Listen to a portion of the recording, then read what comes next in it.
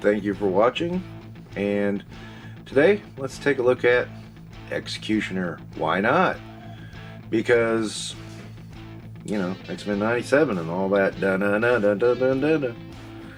Yeah, anyway, this was one I was kind of iffy on. I waited until I saw him in the store, and then I got a good look at him, and I was like, yeah, I'll give it a shot. And he's okay. So he comes with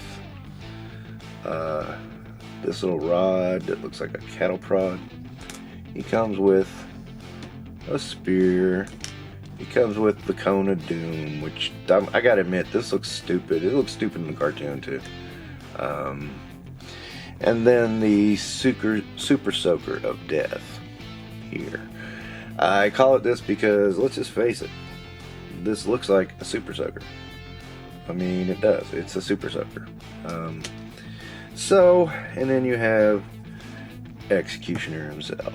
So, now, I had actually recorded a whole video on this, and ADR and everything, hadn't edited it, and it was like, sorry, computer crash. So we're starting from scratch. But anyway, I think this figure is just okay, and I'm saying that because I think the character is just okay. There's not much to him. I mean, he's just like, I'm gonna be the Punisher, except I'm gonna hunt mutants. And I get what they try to do. You know, I got in the comics what they were trying to do. It was okay though. I mean, the execution of it wasn't great. And with the Super Soaker of Doom, you know, and I call it that as a joke because, you know, let's face it, it's not, you know, some things you don't have to take too seriously. And this is the point in when X-Men, to me, was getting a little bit too future forward. It was going, with technology, it was going too far. Because, you know, there would be questions like, well, how can you have this and that in a world where you have these guys? And, you know, the more it's separated from real world, the more I kind of went, yeah, I mean, there's got to be some level of believability with me. And, you know, X-Men, honestly, they've just been going further and further into the unbelievable each and every time I've looked at them. I barely looked at anything from the Krakoa era because, you know, it just, to me, it's just kind of, it's just okay, man. You know, it's not anything I love at all. And, you know, I don't even know where this guy is in Krakoa. You know, is he even still alive? I doubt it. I mean, I remember this guy popping in when I was a kid. No, I wasn't a kid. I was an adult when this guy came in. And it's just like he was just kind of like this one-trick pony. He actually, you know, I think he was the one that made me kind of realize the flaws of the Punisher. He's got, you know, he's got a fair range on him though. I mean, this coat does not inhibit his articulation too much, just a little. I mean, you can get, you know, some pretty decent movement out of him. Gee, Hasbro, you could learn something off of that. And you know, that's the thing. It's not like he's the top 100 villain of all time or anything. I don't even think he makes it into the top 3, but you know, he's not terrible, but he's not great. I was really surprised that I saw him being listed in the wave. When I did, I was very cautious because I had the 5-inch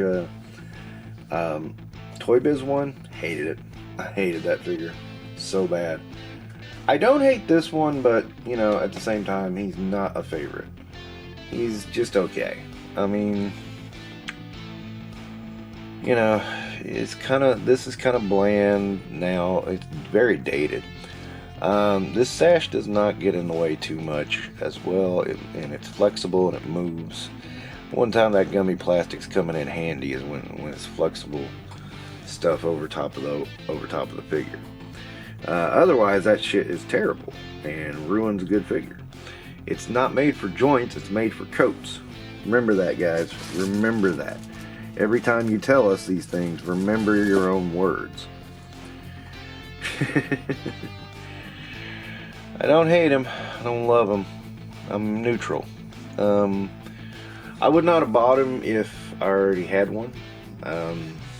But I didn't. He's kind of obscure, so I was like, yeah, you never know. You may find a place for him somewhere. A lot of people are really going on about this figure. I think he's just there. He's just okay. He's not great. He's not bad. I mean, this thing looks stupid. I said that when I saw it in the show. I was like, "This. We know what this is now. We know what that is now." But you know, it's a Sentinel weapon, and this is a weapon to, spoiler alert, take mutants' powers. So, and it's apparently fueled by an inhibitor collar, which is not present in here. Would have been nice. Just saying, Hasbro, you spoiled the Goblin Queen, so you can spoil other stuff. I mean, shit. You know. But again, and oh yeah, let me get this stuff going. Alright, so this is a weird thing, and I gotta admit, I don't like this. Okay, so the weapon goes on his back. There's a hole back here, as you can kind of sort of see. The strap does hide it. There's a hole on his back. Then there are holes in the and it's something I never saw anybody talking about. There's holes in the gun, which is kind of odd looking, and put them in right because they do seem to want to go in a certain way.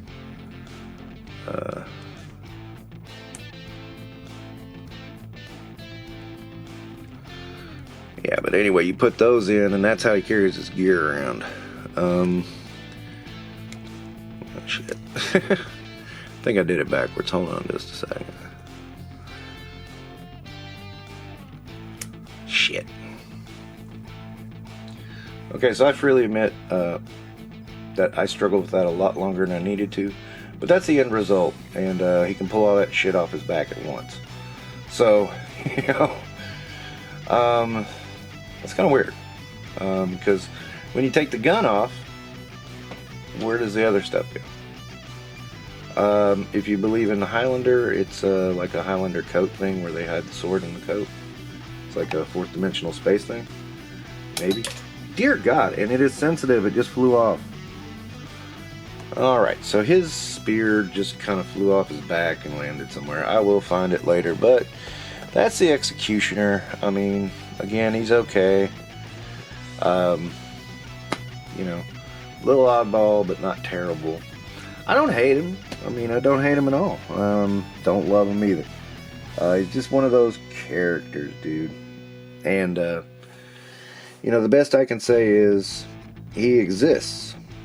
He existed! That's it. That's the best I can say. He's definitely a 90s one for sure. You know, I mean, I think with the hype train, he'll probably sell well, though.